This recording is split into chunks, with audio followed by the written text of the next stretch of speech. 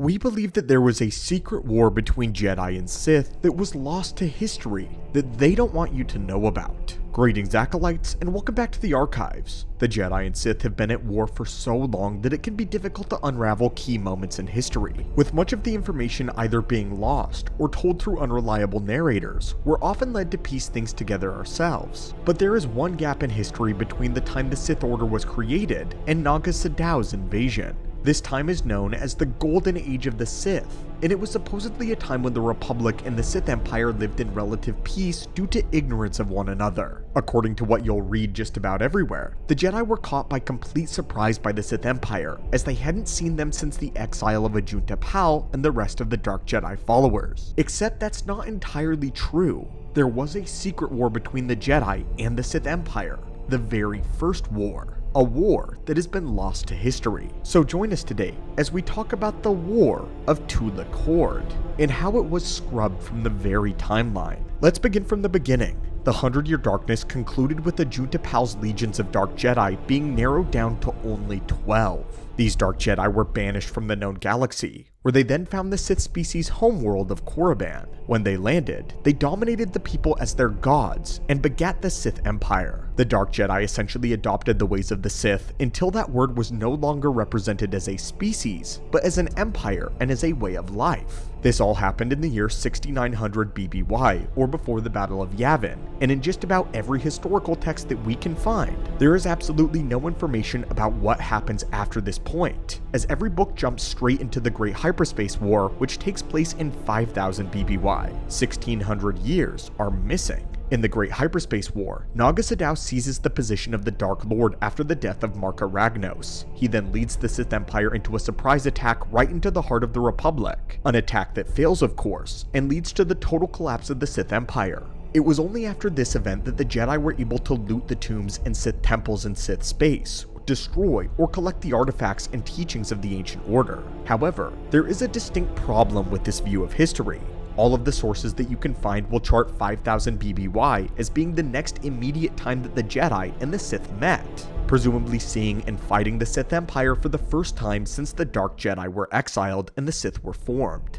But this is false, a mere conspiracy, because in the Tales of the Jedi Golden Age of the Sith issue number 0, a young Jedi archivist by the name of Odan recalls the entire story of how the Dark Jedi were exiled and constructed their empire on Korriban. He talks about how they dominated the Sith people, thrust them into a golden age of prosperity and wealth. This is shocking because this is information that he should not have if the Jedi haven't seen the Dark Jedi and the 12 of them since the end of the 100-Year Darkness. How would this Jedi archivist possibly have this information? Not to mention, it was Odan who had a terrifying vision that, in his words, the Sith will return. This is shocking because if you remember, Ajunta and the other Dark Jedi did not call themselves Sith during the 100-Year Darkness. They hadn't even met the Sith species yet. And again, it's not like they sent out scouts into the Sith Empire to discover all of this. We must pay attention to the fact that Odan the ancient Jedi, said that the Sith would return, implying that they had been there before. The only explanation is that the Jedi have indeed had a war with the Sith Empire that no one knows about. The secret war has been sheltered from the eyes of many and remained a complete mystery until today. There was one Dark Lord of the Sith who was said to have led during the Golden Age of the Sith Empire and fought against the Jedi. That Dark Lord was Tulak Hord, and we can place exactly when this war happened because of the eyewitness accounts of the still living Kem Val, who gave us an oral recollection of the war and again was there personally.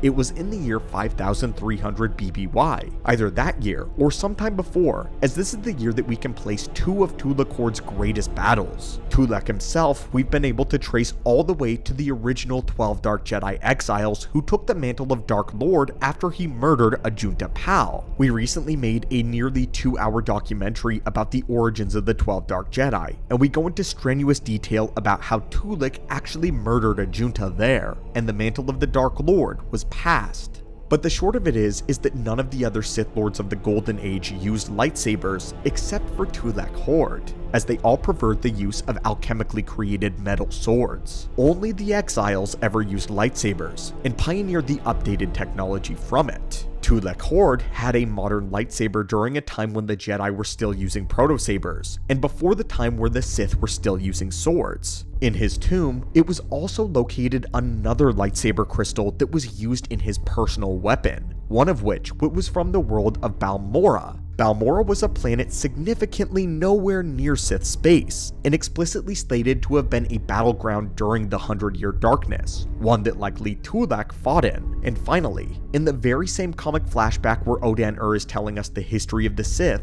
we see a member of the Sith species bowing down to an imposing figure, a figure in red armor holding a lightsaber. In the KOTOR game, Twi'lek Horde's helmet is described as being blackened with age. This means that it was not originally black in color, and that it may have been red. This supports the idea that the figure in the flashback could very well be an early Twi'lek Horde. Anyway, after Horde took the mantle of the Dark Lord, he essentially kept using dark alchemy that was keeping the other exiles alive during the 100-Year Darkness. This gave him a form of immortality, one that allowed him to extend his life beyond what was typical, giving him a reign over the Sith that lasted until 5300 BBY. Either earlier that year or sometime before, Twi'lek had gathered the mighty armies of the Sith Empire and invaded the Republic. From the accounts of his servant Kem Val, we only know of two battles that happened during this year, the Battle of Yin and the Battle of Kabosh. At Yin, this was an inner rim world. Here, the Sith had established a stronghold, and the Jedi laid siege to it.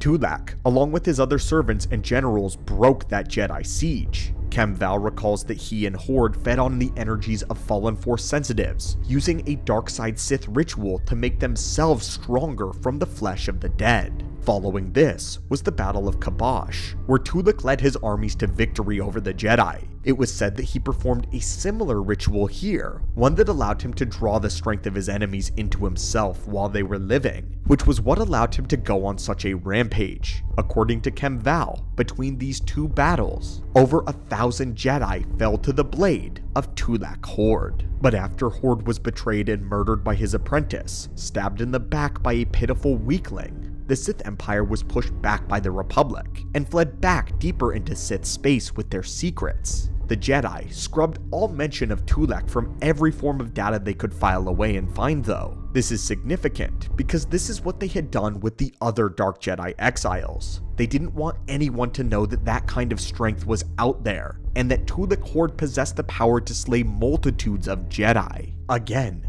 thousands of them by himself, using rituals of the Sith.